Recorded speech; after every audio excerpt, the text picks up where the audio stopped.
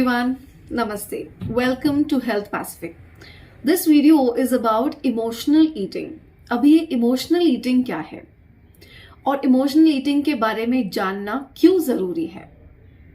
My dear friends, emotional eating का हमारे health पे, हमारे body पे positive और negative दोनों impact हो सकते हैं, लेकिन ज़्यादातर emotional eating की वजह से negative impact ज़्यादा दिखाई देता है। पहले तो शुरुआत होती है, फिर बाद में आदत पड़ जाती है एंड देन डिपेंडेंस हो जाता है। किसी भी चीज की आदत, दैट इज हैबिट, और उसके बाद डिपेंडेंस का एडिक्शन में कन्वर्जन होना बहुत आसान है।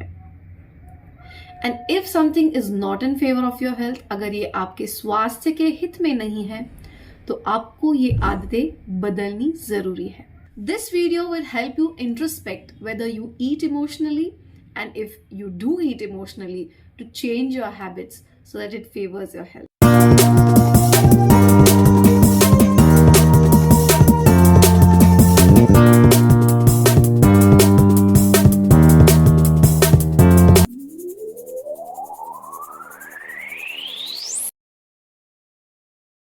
Common emotions कौन से हैं? खुशी होती है, that is a common emotion. Happiness, दुख होता है, sadness is a common emotion. Fear, किसी चीज का डर, that is a common emotion. ये तीनों कॉमन इमोशंस दिखाई देते हैं। अगर किसी इंसान के जीवन में किसी चीज की कमी है, lack of love, lack of care या लैक ऑफ मनी, इन चीजों की वजह से, इस लैक की वजह से, इस कमी की वजह से जो स्ट्रेस उस इंसान को आता है, वो कमी पूरी करने के लिए वो इंसान वो कंफर्ट फूड में ढूंढने लगता है, खाने में ढूंढने लगता है। इसीलिए इस फूड को कंफर्ट फूड भी कहा जाता है।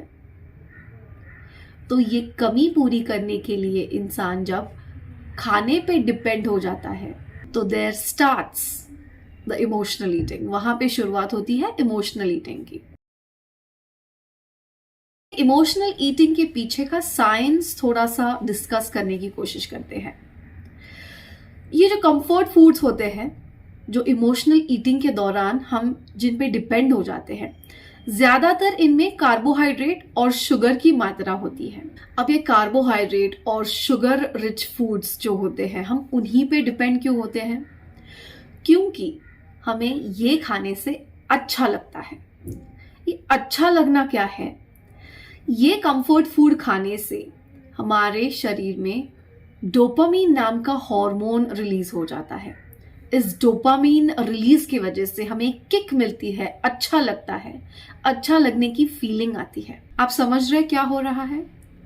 You feel a sense of sadness, दुख होता है, या डर, अ सेंस ऑफ फियर, और उससे डिस्ट्रैक्ट होने के लिए you start searching comfort in the food, और इसी वजह से इमोशनल ईटिंग का साइकिल शुरू होता है।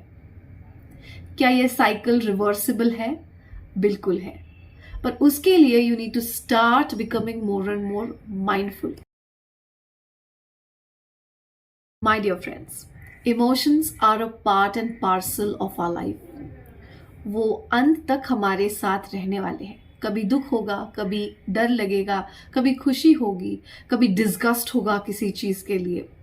पर इन सारे इमोशंस के होते हुए भी हमें अगर एक बैलेंस्ड लाइफ जीनी है तो पहले इन इमोशंस को हमें एक्नॉलेज करना पड़ेगा कि अभी ये तो part and parcel of life है। What is being mindful is acknowledging all this emotions, and इस इमोशंस का इम्पैक्ट हमारे लाइफ में नेगेटिव ना हो, इसलिए इन इमोशंस को बेटर टैकल करने की कोशिश हमें करते रहना चाहिए। माइंडफुल होने का अर्थ ये है कि जो भी आप काम करते हो वो मन से करना जरूरी है। कभी कभी आपके साथ ऐसा हुआ है कि कोई भी चीज करने के बाद रियलाइज होता है कि अरे मैंने ये जो एक्स्ट्रा खाया वो एक्स्ट्रा था, मुझे इसकी जरूरत नहीं थी, या मैंने ये जो I was angry on someone else, ये जो क्रोध था मेरा, ये मैंने गलत तरीके से उस व्यक्ति पे दिखाया। ये बाद में रियलाइज होता है। ये बाद में रियलाइज इसलिए होता है क्योंकि वो एक्ट करते वक्त हम माइंडलेस होते हैं, हम अवेयर नहीं होते कि हम क्या कर रहे हैं। कोई चीज खाने के बाद हमें बाद में रियलाइज जब होता है, तब खाते समय वी आर नॉट अवेयर कि हम ये खा रहे हैं, क्योंकि वो हैबिट बन जाती है और उसके बाद डिपेंडेंस हो जाता है और उसके बाद एडिक्शन हो जाता है। इसलिए हम कहते हैं कि इतने साल में ये गलत चीज कर रही हूं, I did not even realize it.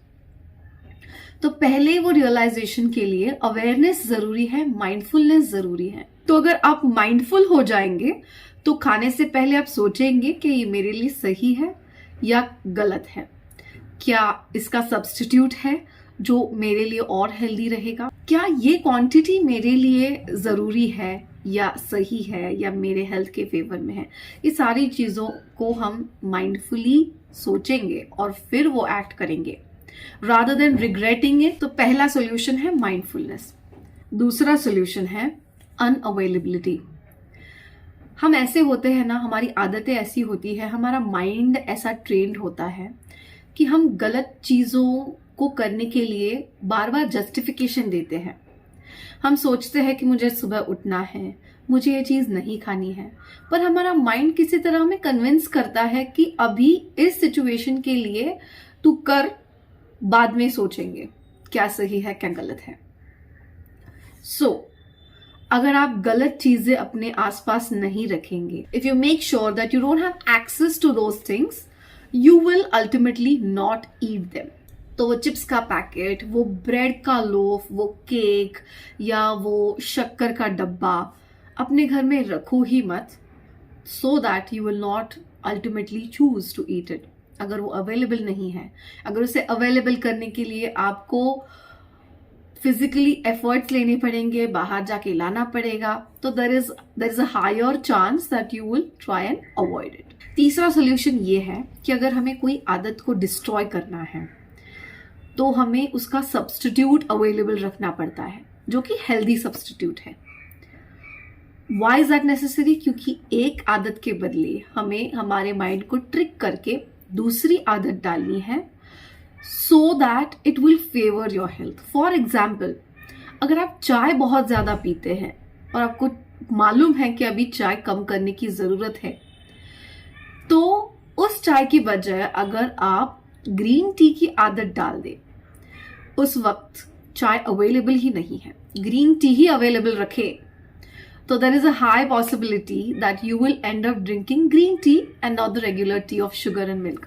Comfort food, bread, cake, pizza, noodles, ये अगर आपने अवेलेबल ही नहीं रखे, लेकिन उसके बजाय अगर आपने पॉपकॉर्न या मखाने या कुछ हेल्दी अवेलेबल रखा, for example cucumber sticks, carrot sticks, तो you will end up eating the healthy things. अगर आपने घर में हेल्दी थिंग्स अवेलेबल रखे, हेल्दी फूड आइटम्स अवेलेबल रखे, तो you will end up being more and more creative कि वो हेल्दी चीजें कैसे खानी है और कैसे क्रिएटिवली उसको टेस्टी बनाना है। But if you rely completely on the comfort food, on the unhealthy items, ये हैबिट हो जाएगी, उस पर डिपेंडेंस हो जाएगा और फिर एडिक्शन हो जाएगा। लेकिन we have already understood in this video कि ये साइकिल रिवर्स हो सकती है।